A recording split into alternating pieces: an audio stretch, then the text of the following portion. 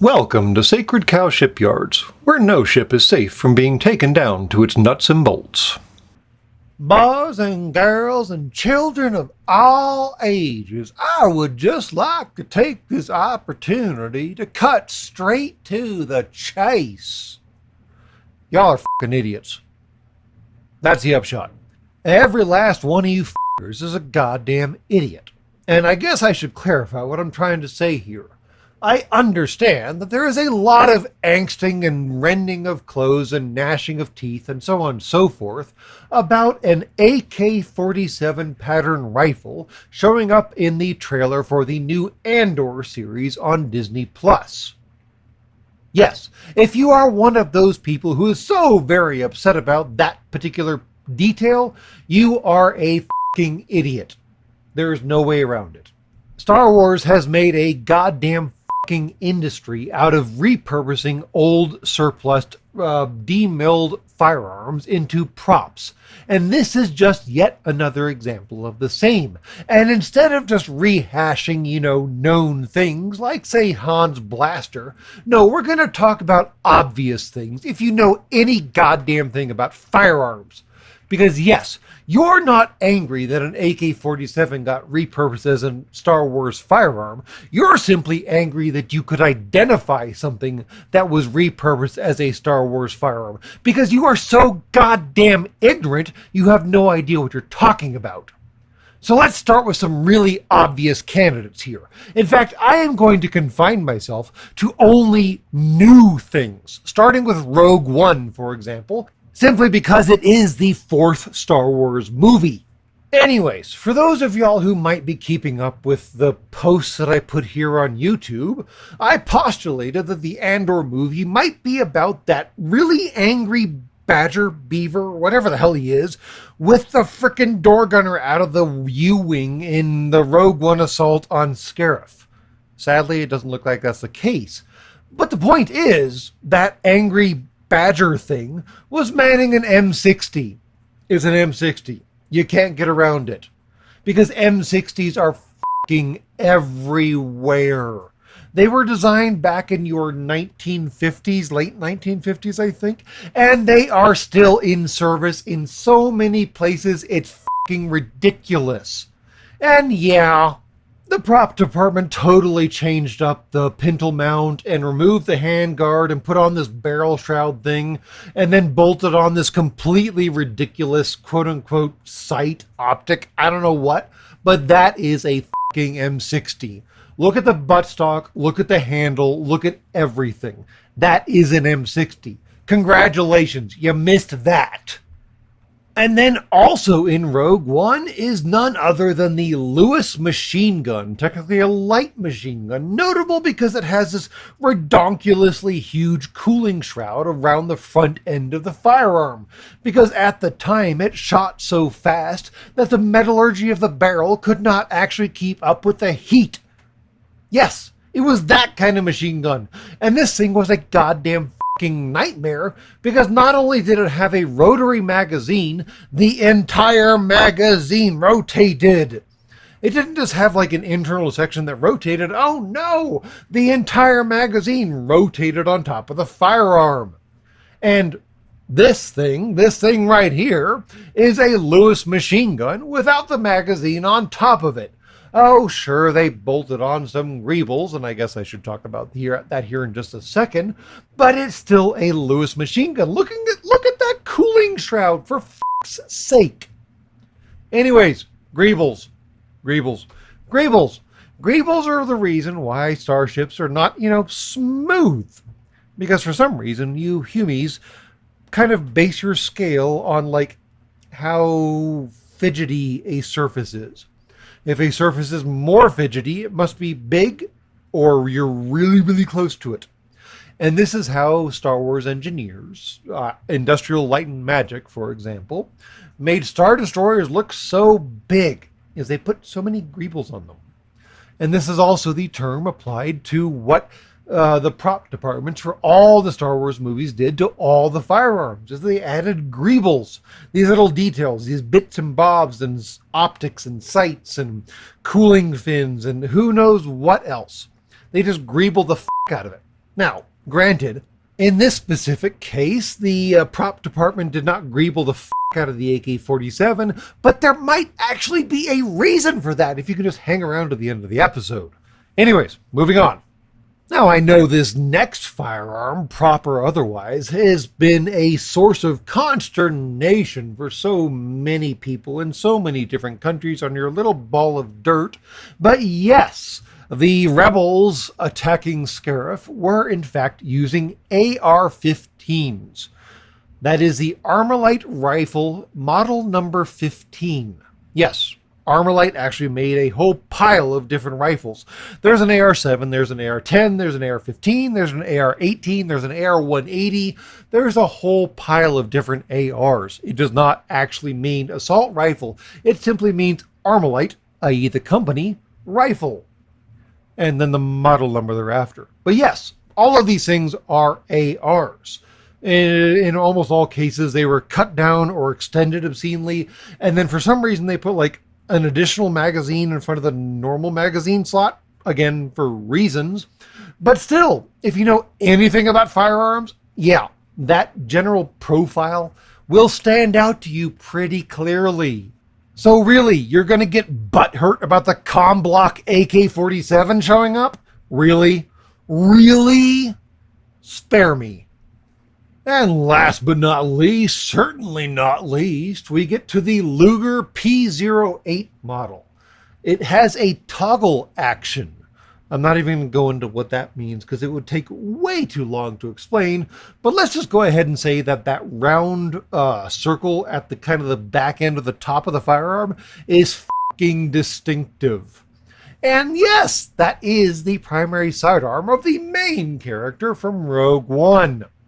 This is a German, in fact, a Nazi weapon during World War I and World War II, and it's redonkulously distinctive. It stands out. That little, that round thing is where you're supposed to grab to cycle the firearm.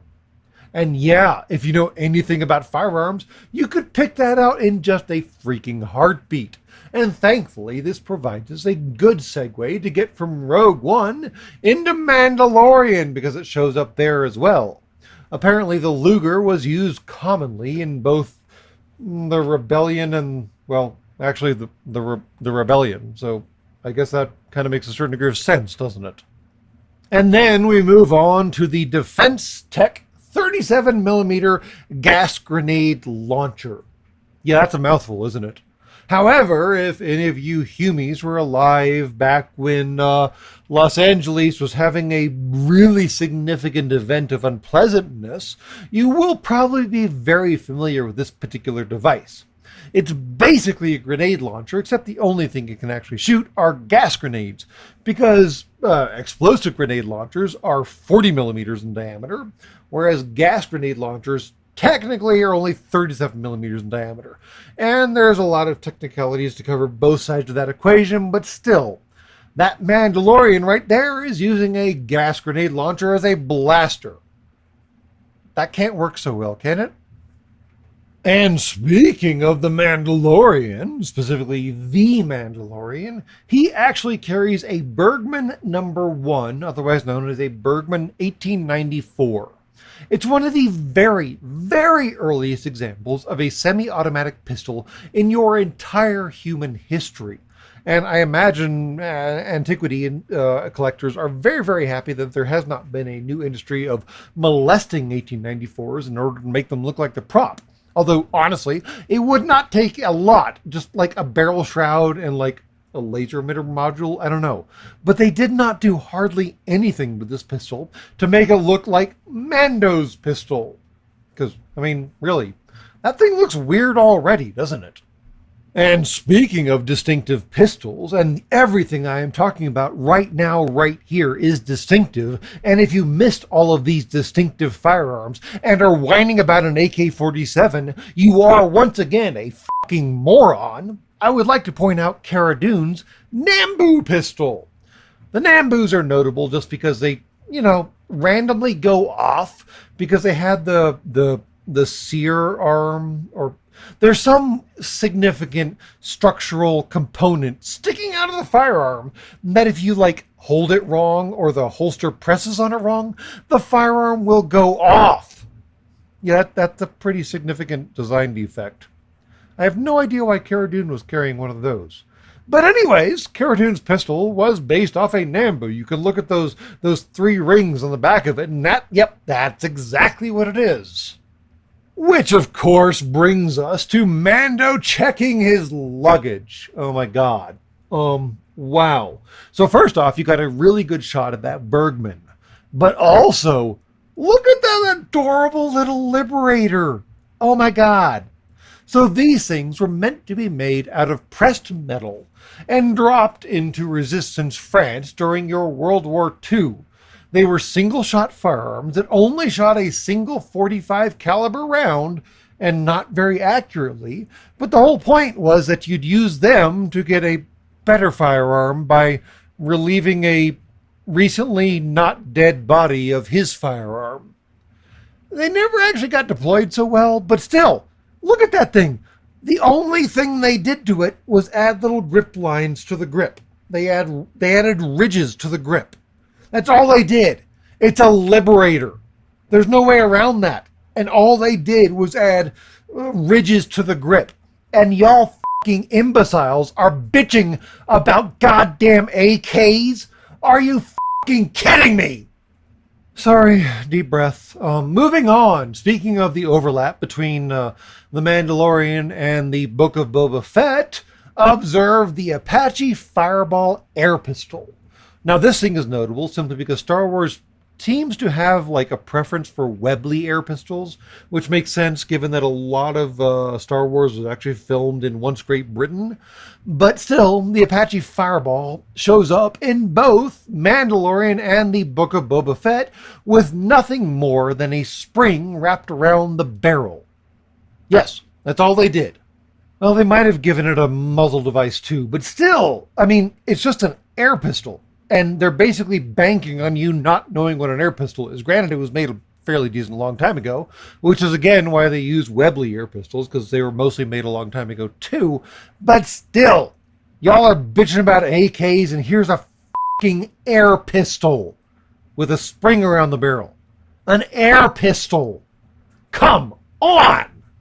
And speaking of the Book of Boba Fett, you know those cycler rifles that are absolutely terrifying that the Tusken Raiders use? Yeah, they're all Giselle muskets. Every single one of them. Even back in the original series of Star Trek, they're all Giselle muskets. And let me tell you, these bitches are notable. Most muskets of the era were 35 to 45 caliber. Oh no, Giselles were 50 to 75 caliber. That's half an inch to 3/4 of an inch. And on top of that, most muskets of the era were 9 to 10 pounds in weight because they were kind of heavy, complex items at the time. Oh no, Giselles were 12 to 14 pounds. They could be matchlock, they could be flintlock, it didn't really matter. But the point was they were long, they were ornate, they were handmade, and yes, every single cycler rifle that every single Tusken Raider has ever wielded has been based off of a Giselle. Cope. And finally, because we are, in fact, talking about AK pattern rifles, I would like you to meet the, hold on a second here, the Windowka Sniperskaya Specjalnia Ventures, otherwise known as the 6P29, 6P30, and the VSS Threadcutter. I kind of like Threadcutter as a rifle name, honestly. Anyways, this VSS Ventures is a seriously impressive rifle.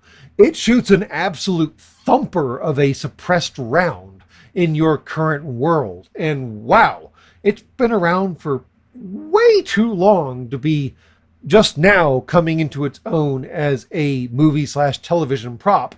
And yet here it is, with hardly any greebles attached to it at all. So yeah, I will once again reiterate my thesis.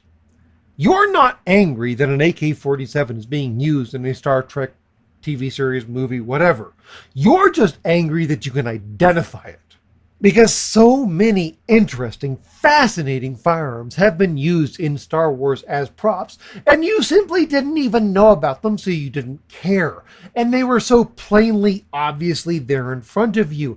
Anyone who knew anything about firearms could and did pick them out. And those goddamn nerds didn't fucking whine, you fucking failures. But wait, there's more. I would like to remind everyone that slug throwers do exist in the Star Wars universe. In fact, the entire Mandalorian culture has made a goddamned industry out of resurrecting slug throwers because parry this, you fucking space wizards, suddenly becomes a problem when you're throwing, coherent chunks of lead at a lightsaber. Congratulations, you cut that coherent chunk of lead in half. Now you're getting shot twice instead of just the once. And if there is any slug thrower pattern that would have happened in every fucking universe and then survived for a goddamn millennia, it would have been the fucking automatic Kalashnikov Model 47. Because holy if you wanted to make a fully automatic slug thrower, could you get any simpler and it still work right? I would wager no. So who knows? There might be everything to complain about with the new Andor series. I, frankly, am disappointed that there will not be, the story of the door gunner hanging out the door of the U-Wing. But really? You're going to get butthurt over an AK? Really? That's where you draw the line? How goddamn stupid are you? And that's all from Sacred Cow Shipyards. Please be advised that any ship left on the dock for more than 24 hours will be compressed to a cube at the owner's expense. Have a nice day.